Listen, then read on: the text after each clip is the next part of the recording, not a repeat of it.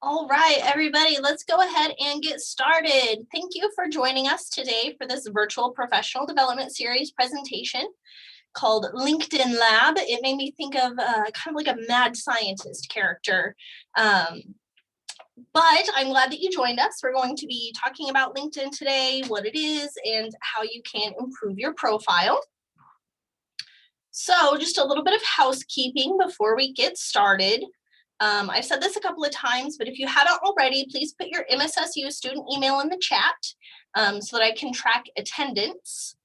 Make sure your microphones are muted. It looks like everybody is. You can also use that chat box to ask questions. I love questions, and I know I'm not that great at explaining everything, so there's probably something you're curious about. And then above all, let's just have fun learning today.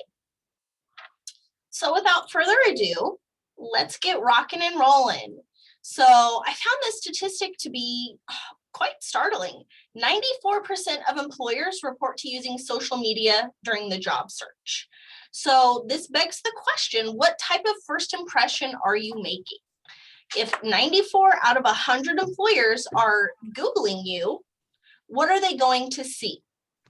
Now, at the bottom, I've Googled myself, and you can see that the very first search result, which is the most clicked on result, is my LinkedIn profile page. So the very first impression that an employer would have of me by clicking on that link would be my professional online presence, which is great. However, if you look right above that, you will see, sorry, boss, you just joined this call. You will see the director of career services, Alex Gandy. And the first two search results for him are his Twitter account and his Facebook account. So we are seeing not necessarily a professional online presence. So that's why it's important, if you are actively looking for a job, make sure just your Facebook, your Twitter, your Instagram, whatever type of social media platform you're using, make sure that you clean that up a little bit. You don't have anything bad on there. Set it to private, and then definitely have that LinkedIn page, because LinkedIn and Google actually have an agreement, some sort of contract. They're probably owned by the same people at this point. But Google and LinkedIn have an agreement where if you have a robust LinkedIn profile, it will appear number one in the search result anytime you search your name. So if 94% of employers are going to Google you and try to look at you online, making sure you have that LinkedIn profile is really important. So what is LinkedIn? I keep saying this, but maybe we don't know what it is. So it's basically like if Facebook and your resume had a baby, it would be LinkedIn, right? So it's online. It is a bit like a social network. However, it's all professional. So you're not sharing recipes or memes or anything like that. You might share professional articles or research, related to your field or industry. It is a supplementation to your resume. So a resume, you are confined to one sheet of paper, internet limitless. So you can have literally all of your information on your LinkedIn. And then you can also apply for jobs. You can search for them and then apply directly with your LinkedIn profile, one click.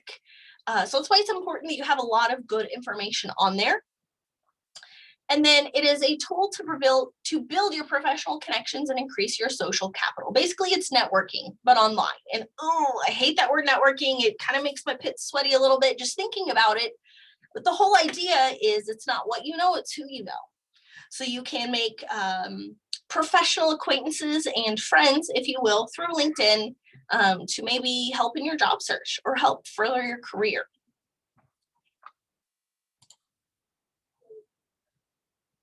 Okay, so I want to talk a little bit about the anatomy of a LinkedIn profile. There's a lot of different things that can go on there. It's very robust. It's highly customizable. There are things that might be on my profile that wouldn't be on yours, or things that are on Dr. Boomer's profile that aren't on Alex Gandy's profile.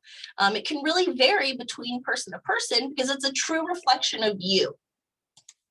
So I want to go through just kind of top to bottom talking about your LinkedIn profile and then what goes into it. We've got some really good tips and tricks at the end to really get it in tip-top shape. So this is just kind of a screenshot of what a profile looks like whenever you go to search anybody and you see what's going on. This is actually a live profile. That sample student is one that you can find, and that is set up to be an example. So after this, if you're going to work on your LinkedIn profile and you're like, man, I don't remember what Shakira said about that, you can always come to the sample student profile and see that visual example of what it should look like or what should go on there. So starting at the top, we have the background photo. Now it's default to like a blue kind of shimmery thing, and that's just LinkedIn default. But this is something where you can showcase your creativity, your interests, your hobbies. I actually made this background photo using Canva, which is a free design tool online. And then I just downloaded the picture and put it into here. Now this is just one that is green and gold, says our department name on it. But for one personally, you know, I might have a quote in the background or something that I'm interested in. I really like history. So I might have, you know, the Statue of Liberty on there or something. But this cover photo, this background photo is like the cover photo on Facebook. So you can have anything in there. Of course, it needs to be professional, but this is just a way that you can show a little bit of your flair and a little bit of your personality on your profile. The next thing we have is your profile photo. And again, we're going to get into some tips and tricks with this later, but you want a good looking photo on there because that's going to be the first impression that they have of you. This is also going to be a public photo, so you want to make sure that it's appropriate for everyone to see. And then you'll see sort of in the middle of the screenshot is something called frames. Now, what I really like about LinkedIn is that you can put frames around your picture, and you can do this on Facebook too. But with the LinkedIn frames, you can add in open to work or seeking positions as a frame right around your photo, so that a recruiter, an HR manager, a talent acquisition specialist, whoever is coming to look at your profile can see right away that you're looking for work. So it's just a way, again, to kind of amp it up a little bit with that. Next, we have your tagline.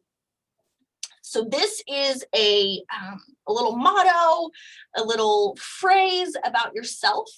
I have this sample student written as a like a sentence, more of a phrasing, or you can have descriptor words.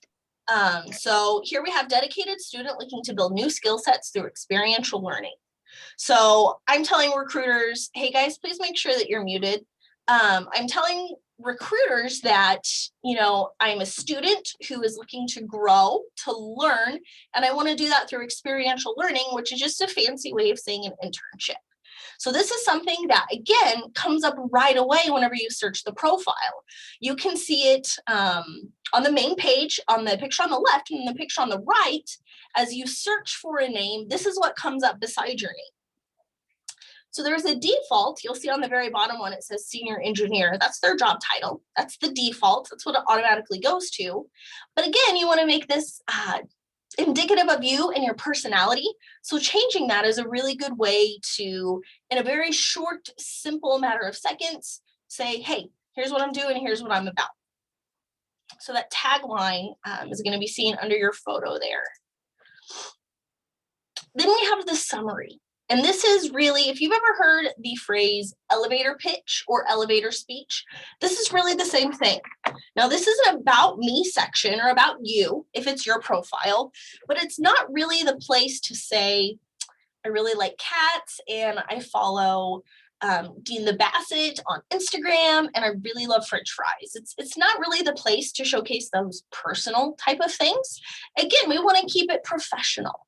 So this is a professional summary, kind of a sales pitch of yourself, if you will, saying, again, in a longer form, here is, you know, what you need to know about me. Here's why I would be a good candidate for a job or anything like that.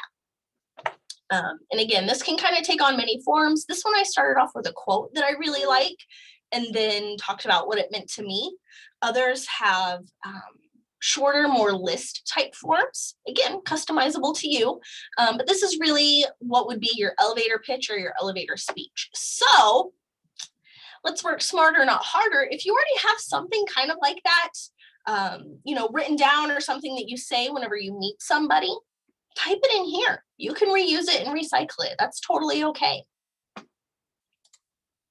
Next on the anatomy of a LinkedIn profile is the experience. And there are two different examples up here on the screen, and I want to show you a couple of different things on these. So with the experience, of course, we say our job title, where we worked at. It does have the part-time or full-time moniker. You don't have to use that label though if you don't want to. It talks about how long we've worked somewhere and where it was at. Now, the difference between the left and the right is that you see on the left, it's a very robust and full profile. You want to have more information. You want to have as much relevant information as you can on there. You don't want to have a whole lot of fluff, but if it's good quality info, you want to put it on there. So if I am a manager looking at the left versus the right, which just says a job title and where it was at, it doesn't have any type of explanation of what they did or their skill sets or what their responsibilities or accomplishments were. I'm really going to kind of be convinced by the person on the left that that is something or someone that I would like to get into my company or organization. So again, you want it to be really robust. You want that information in there. On the right, I'm seeing kind of a bare minimum, putting in minimal effort. You don't want the employer to see you like that. And then here we have the same thing with the education. The education on the left and on the right say a lot of the kind of same things. They have the school name, what degree we're getting, when we graduated, things like that, in different activities and societies, which is great. But it's a lot easier to sort of digest the information when it's blocked out kind of in a line, in a list, if you will, like it is on the right. So you can go boom, boom, boom, boom, and see everything that's on there versus trying to skim and scan and read across a line. I'm also able to talk a little bit more in depth about things. For instance, I have some honor societies up in activities and societies, but then down below I can say, here's when I was in them. Here is what I did. Here is, what I'm bringing to the table in that. So more robust equals better. I'm going to say that a lot. Okay, underneath the education section is our skills section. Now, I will hammer this home. If you have ever come in for a resume review from me, I will say you don't need a skills section on your resume. On your LinkedIn page, you do. This is a really easy way to showcase your industry knowledge, your good skills, your strengths, things like that. And this is also a place where people can give you an endorsement. And you'll see the top 3 skills that this page has been endorsed for are career counseling, higher education, and customer service. So that is someone saying, yeah, I've seen Shakira give good customer service. I'm going to give her the thumbs up on that. So if you want to get those endorsements from people, you better also be handing them out. So if you are linked up with a colleague or perhaps a classmate, somebody in your cohort, and you know that they have good research skills because you did a class project with them, endorse them on the research skills. Now, this is a really easy section because you click add new skill, you start typing in a couple of letters, and then it brings up a whole list of ideas. So sometimes it's really hard for me to just think of stuff out of thin air. I'm just sitting there and nothing's really floating through. But if I can see a list of different options, then I can pick things out of there to say, oh yeah, I do know how to do PowerPoint and things like that. So you want to have somewhere between 10 to 15 skills on there to have, again, a really robust profile.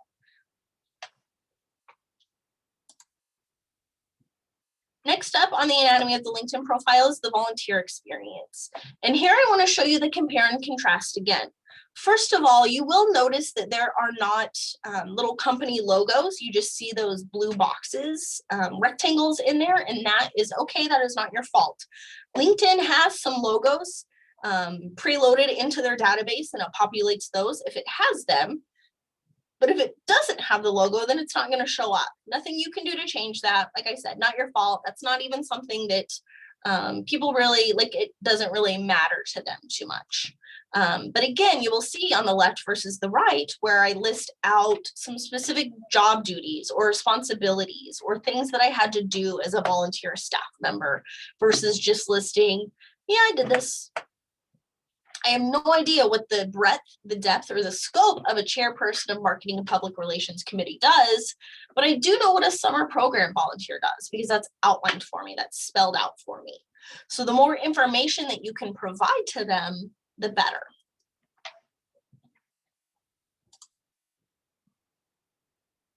And then finally, we have accomplishments, and you'll see several different sort of subcategories within this. You have courses, the classes that you've taken here at Missouri Southern, or perhaps you got an associate's degree from a two-year college before coming here. You can put those on there as well, and you just type those in. Look at your Lionnet, your degree works, your unofficial transcript, and it's going to tell you all of those. Next up, we have honors and awards. So this would be scholarships or prizes or honor societies or anything like that. Then you have languages, organizations or clubs, both on campus or in the community. And then you can also put class projects on here, because the whole idea behind this profile is you want to showcase your knowledge, skills, and abilities. And with that class project, you are demonstrating your knowledge, skills, and abilities.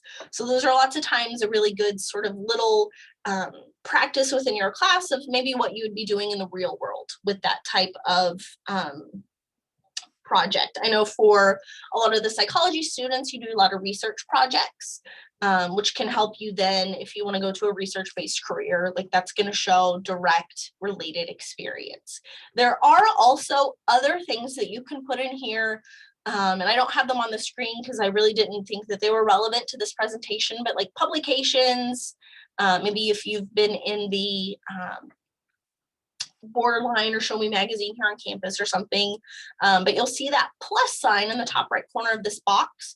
You click that plus sign to add, because plus means add, and then it will take you through. You click on the category and then you type it in, just a text box like you would on Blackboard if you're doing a discussion board.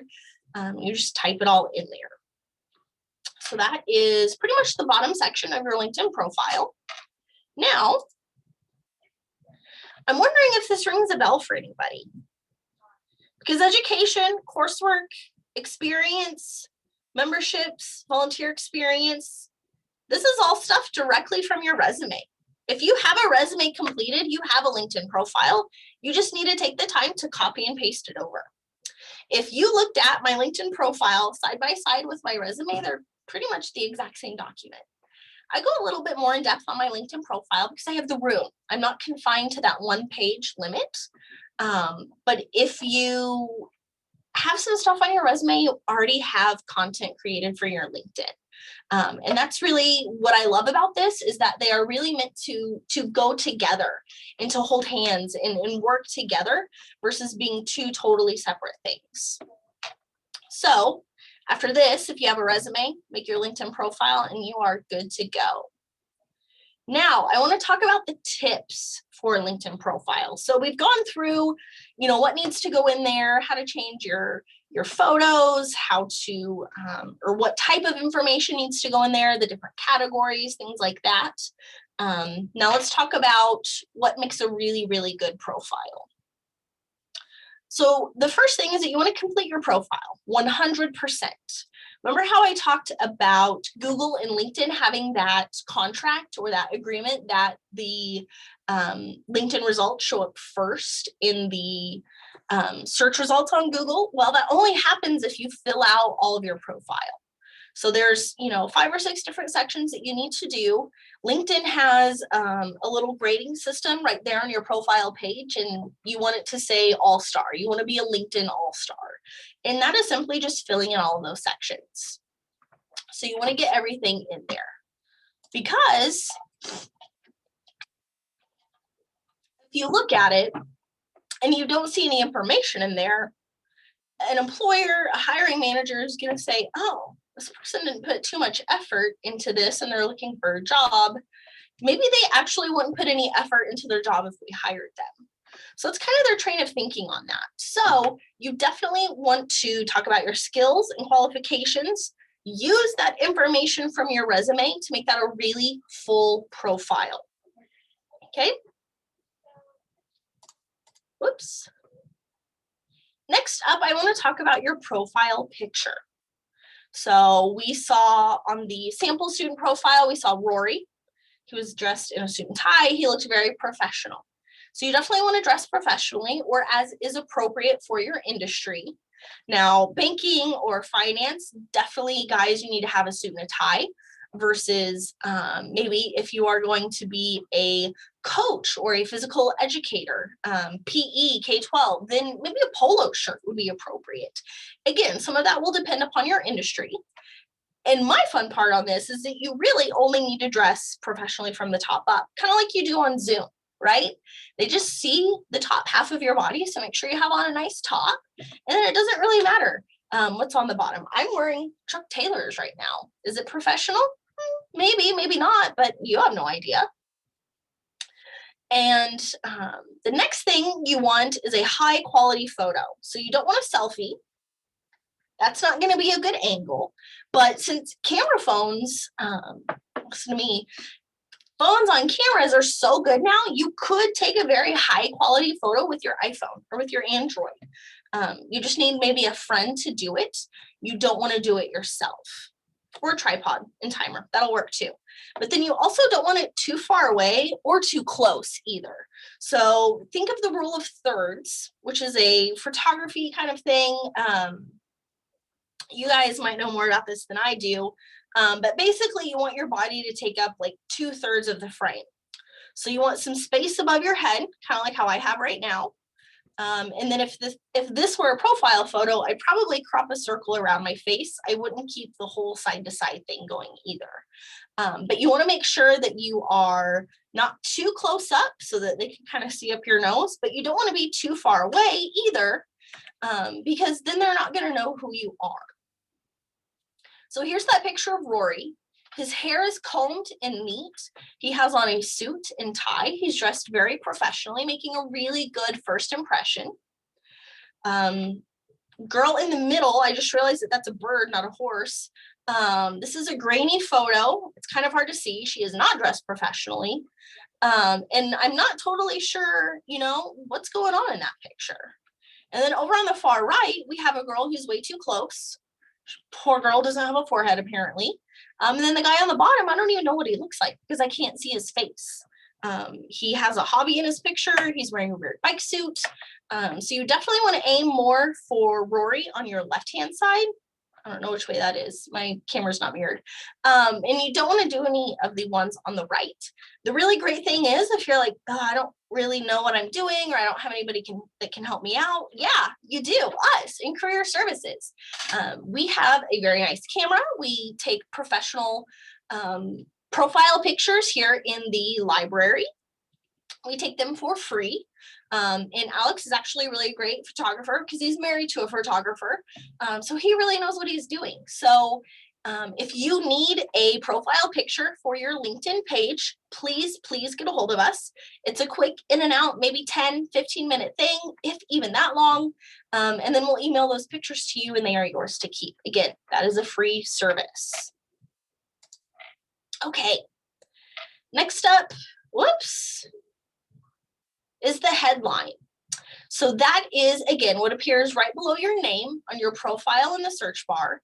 And this is pretty much the first thing that they're going to read, right? So if they start looking for your name in the search bar, they see Shakira and then my tagline.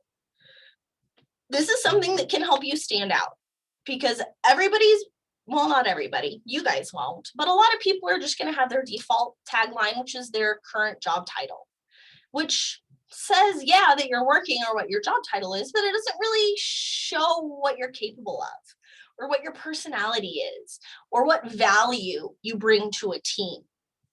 So it's definitely really important to figure that out. Now it's a 200 character limit, so it's basically like a tweet if you do the tweets.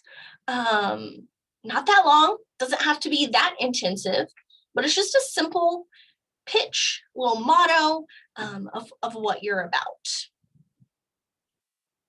You want to focus on what makes you special or sets you apart. And you can also highlight accomplishments or accolades. So if you are an award-winning photographer or something along those lines, you can always highlight those in there as well. Again, you don't want to use that default because it's just your current job title. And for a lot of you, it'll probably just say student, which isn't that impressive. So take the time to update that. And that kind of goes hand in hand with the summary, because whereas the tagline is a very short, boom, to the point, the summary is really where you can get into it. So I think the tagline has a 200 character limit, while the summary has a 2,000 character limit. So it's 10 times bigger. You can go into way more depth. So this, like I said, is the overview of yourself. It's a sales pitch of why someone should be interested in your skills and abilities. It's a sales pitch of why they should pick you for a job. It's a sales pitch of telling them why you would be a good fit for their team or their company culture. You do want to add in things like passions, values, any of that would be appropriate. But again, you don't want to get too personal, too familiar with it, because it still is professional and it needs to be a little bit formal. Using industry-specific keywords is also a really good idea because keywords can be searched.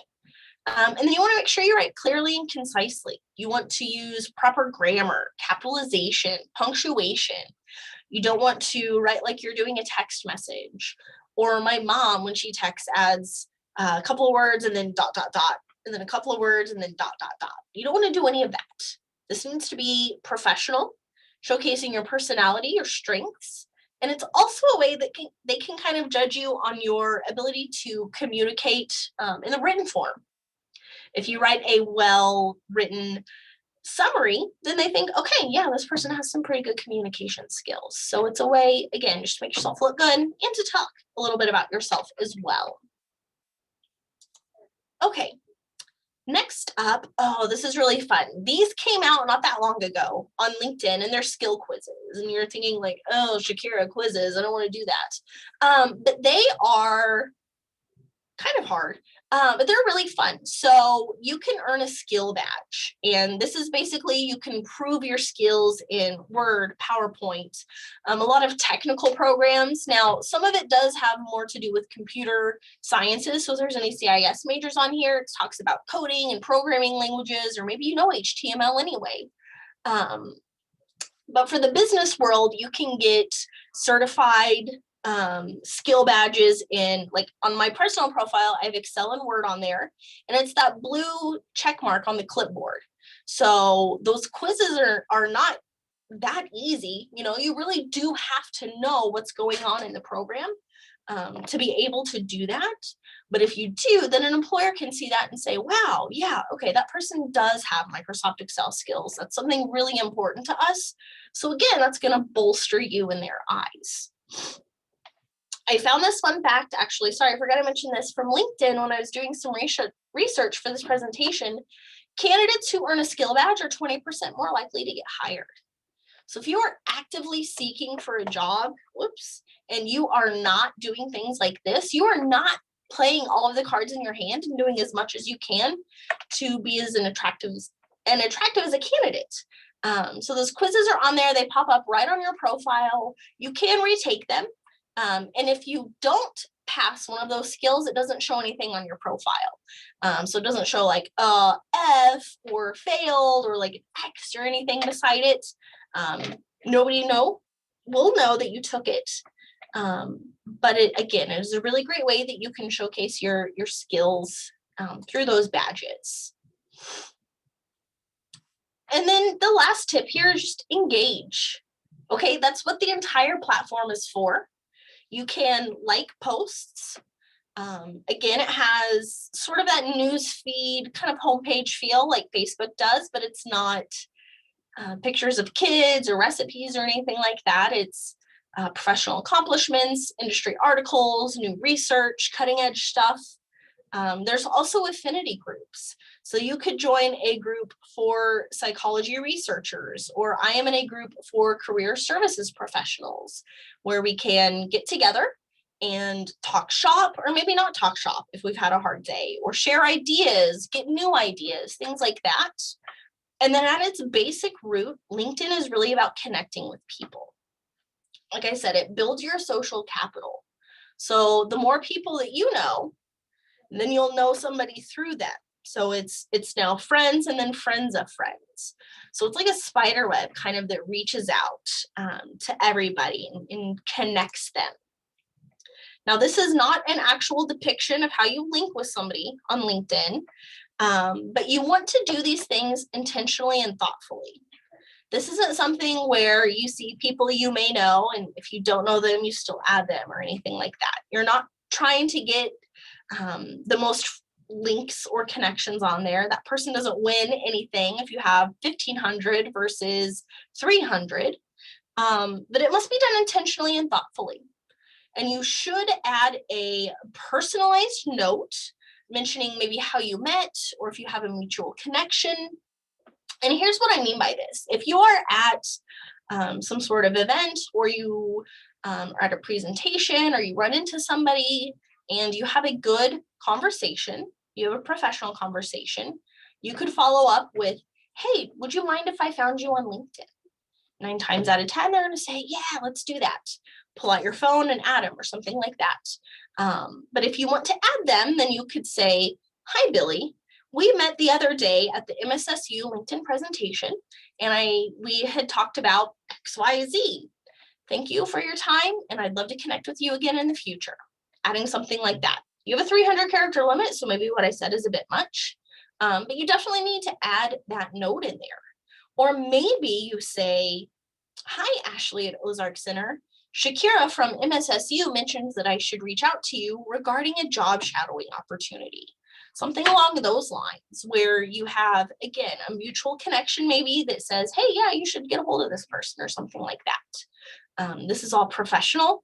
This isn't anything secretive or anything like that, like other social media platforms. So you definitely need to add that message on there, mentioning how you met, follow up, anything like that. People, especially who are pretty popular in the business world, get a lot of link requests or connection requests. And if they don't know you, then they're probably not going to add you. So you want to try to add that personalized note to show that you are aware and intentional in the things that you are doing. Okay, we are on the home stretch. I talked maybe a little bit fast, but that's okay because I do see some questions coming in on the chat, so then we'll have plenty of time to ask those. So my final thought, oh my gosh, this is so embarrassing. I had to learn this the hard way. If you search for somebody on LinkedIn, they can see that, okay? So if you're going to link and stalk somebody, don't use your own profile, don't log in, something like that. Because I was just looking at anybody and everybody, and then all of a sudden I'm like, oh, they know that I looked at them. That's weird. It was just a little bit awkward for me, kind of facing those people afterwards. So you can, on your profile, you'll see this. This profile got 16 views. This is a student. It has their name and picture. I blurred it out for the purposes of this specific presentation, but you will see their name and their profile picture, where they work at or what their tagline is, and maybe other people that you have a connection with or a link with. And this is just like the top third of the page. There's a couple more rows of this as well. So they know when you look at them. So if you don't want them to know, figure out something else. Otherwise, just own it. But that was something that I found out the hard way. That was pretty embarrassing. So I just wanted to spare you guys that embarrassment along with me. And then I did want to say that you can book an appointment for us to help with your LinkedIn profile. So this could be something where you have your profile created and you email us or give us a call and say, hey, I'd just like somebody to look at it. I can take a look at it. I have a checklist that I go through to kind of make sure everything's on there that needs to be on there. And then I'll give you some feedback on that. Or you can book an appointment and we can go through it together. If you have I know it works on iPhone. I don't know about other phones, but if you open up your camera and point it at the QR code here on the screen, that'll pull up my online calendar. And then you will just select the LinkedIn service and then find a date and time that works for you as well. So like I said, we are here to help. Profile picture, if you need it reviewed, if you want help building it out. And then, I mean, we're also here for everything else. So if you don't have a LinkedIn profile or anything to put on it, maybe it's because you don't have a resume. Book an appointment, let's get that done too. So we're really here for any of those needs. I'm going to leave this up on the screen for right now, and then I'm going to go through my chat and kind of look. Give me just a second to peruse. Okay, so number one, does the Career Services Office take professional photos? Yes, they are free. They take about 10 to 15 minutes. That is a service that I don't have on the online calendar because I can pretty much, work you in maybe in between appointments or something. So give me a call, shoot me an email if you want one of those done, and we can get that scheduled. This next question says, what if I've never met someone in person? Can I connect with them on LinkedIn? And that's where I say, sometimes it might be a mutual connection or like a friend of a friend or something like that. It is okay and sometimes appropriate for you to link with someone you've never met in person. Maybe somebody has the job, your dream job, the job that you desire, and you want to link with them to see, maybe if you can buy them a coffee and have a chat or pick their brain or something like that. As long as you are adding in that note and you are setting the expectation of, I'm currently a student, you have the job that I would love to have, and can I come talk to you about it? First of all, it's flattering if somebody asked me that, but that's definitely something that you could do. The other cool thing is that there is, and I should have put it on here, I'm so sorry I didn't, guys. There is a specific alumni tool on LinkedIn as well. LinkedIn University has that alumni tool. So you can see anybody else who has graduated from Missouri Southern as it's on their profile. And you could link with people there maybe that you know or you don't know. And you could send a note saying, hey, I saw that you graduated with a psychology degree in 2011. I'm graduating in 2021. And maybe kind of build that connection, ask them how their grad school experience went or something like that. So you can do that. You can use it as a link or as an alumni tool to find other people who have graduated from Missouri Southern, or maybe if you're going on to graduate school, you're getting an MSW at Missouri State, you could find people in that area as well. And as long as you're sending them that note, you can probably connect with them. Now, whether or not they accept is up to them. But that is also, this rolls into the next question about where to start if you don't have any connections on LinkedIn. Well, first of all, you should try to connect with all of your classmates. You could connect with me, Shakira Rhodes, the sample student for MSSU, Alex, our director here, professors, or anybody from Missouri Southern. You can use that alumni tool to also connect with people. And then once you start making those connections, it will suggest people, maybe people that you didn't even think of adding, but people all of a sudden, oh, I know them, they have a LinkedIn. So once you start adding a few, and there are some pretty low-hanging fruit within this presentation right now, you could add those, and that's a way to kind of start rolling it. And then it's also something to keep in mind whenever you meet somebody new or you go to an interview or something like that, some sort of presentation. If COVID goes away and we can do those again, you can add the speaker on LinkedIn or something like that. Okay, so is LinkedIn only for job seekers? No. I'm on LinkedIn. I'm not a job seeker.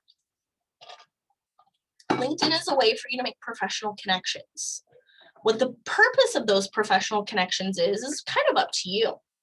So for some, they want to make professional connections to just kind of grow their network and grow their social capital in the circle of influence that they have. I love to connect with people on LinkedIn because then maybe I see on there that they're searching for a bookkeeper and I know an accounting student who's looking for part-time work and I can refer them to that. So I help use it in my job, not necessarily to look for a job. But it is certainly, I don't know, I'd say maybe about half and half. There are a lot of people who are looking for jobs on LinkedIn, and especially in this past year, with the pandemic and everything really moving pretty much all online for everything, LinkedIn jobs just soared astronomically as far as people who are posting and jobs and things like that. So it's becoming more and more friendly for job seekers, but it has always been and will remain friendly for just people who want to get to know other people to help, maybe help them up the ladder at their career or something like that. Okay, should I apply for jobs on LinkedIn, or are many of the jobs scams? I feel that LinkedIn is a little bit more secure than maybe like Indeed. Indeed or Craigslist, I mean, you get some of those weird ones on there, right? Some that seem pretty sketch. From my personal experience, I haven't really seen as many of those, or really any of those, on LinkedIn. And I think that's because LinkedIn goes through a little bit of a vetting and approval process. It doesn't just post it right away. Somebody has to kind of look at over and make sure that it looks good and sounds good. So I feel like if it is on LinkedIn, then it is likely safe. However, you do need to use your own judgment and discretion. Something feels weird, it probably is. And maybe do your own research. So if you see a job on there and it looks kind of fishy at Freeman Hospital, then go to the Freeman Hospital website and see if you can find it there. Companies are always going to post on their own internal website before they send it out to any other external website. So if you see it on LinkedIn, but you don't see it on their personal website and it feels kind of weird, that might not be the best opportunity to apply for. But overall, I feel like it is a pretty safe resource. Okay, so here we go. Could you dive deeper into the profile summary? How would you write an effective profile summary?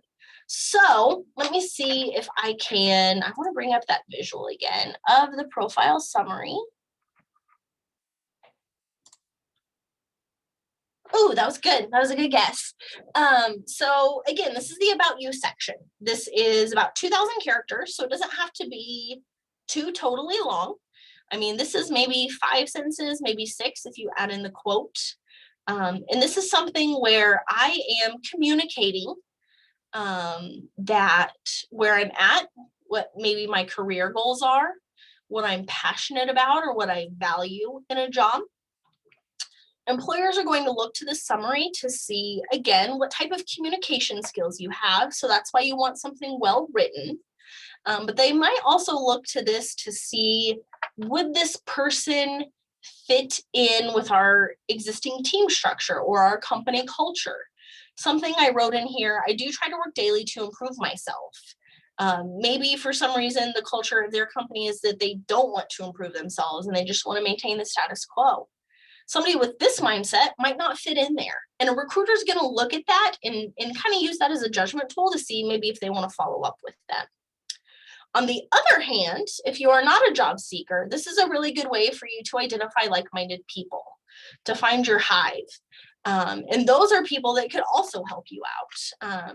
Something that I think you will learn probably as you move a little bit more into late 20s, early 30s of your adult life. Where I'm at right now, what I'm really learning is that I need to surround myself with people who are like-minded and can help me achieve things or obtain things. That's not to say that I'm using them, but I am getting their help. So I have an expert friend who is good at knowing everybody in the community. So I use her to say, hey, I need a person who does this. Can you put me in touch with somebody? So that is something that this can be used for as well. So it is a good tool for you to showcase yourself to recruiters, but then it is also a good tool for you to just, I guess I want to say get to know people, but not in that way. In a more professional level, find out more about others. So let me scroll through this chat one more time. And I think I've answered everything. If there's something that I haven't addressed, please let me know. I don't think everybody has put their email address in the chat. That's how I'm going to track attendance. So please, if you haven't done that already, if you maybe joined a little bit later, I need your student email in that chat box. So I can track attendance and let your professors know that you were here. And if you are on a phone, you'll see one screen is the video, and then you can swipe the other way, and that will be something that, that's where that text box will be. Emma asked, oh, sorry if you didn't want me to say that out loud. What was the link you said you created the cover photo on? So I went to canva.com. It's like Canvas, but without the S, CANVA. And this has a bunch of different templates that you can use for things like reports and coloring pages and social media graphics and stuff like that. But they have a specific template for a LinkedIn header photo. So it's already the exact size you need it to be. You don't have to worry about proportions or anything like that. You can change backgrounds, you can add pictures, text, shapes. It's really cool. It's just a really fun tool to play around with. But that's canva.com, and that's where I created that header photo. Let me go back one more, where this background photo, I created that in there, and it took just a few seconds. It was really fun. Okay, awesome. We have some more emails coming through. It doesn't look like any more questions are popping up. So I will just say, folks, thank you so much for joining us today. I'm going to put our contact information back up here on the screen. Call us, email us. You can text us if you prefer to do that. No problem. And then that QR code in the corner will take you to our online calendars. Please let us know what we can do to help you. It is why we are here. It is what we do, and we love it. So if there are no more questions, then I will go ahead and stop this recording, and I will see everybody later.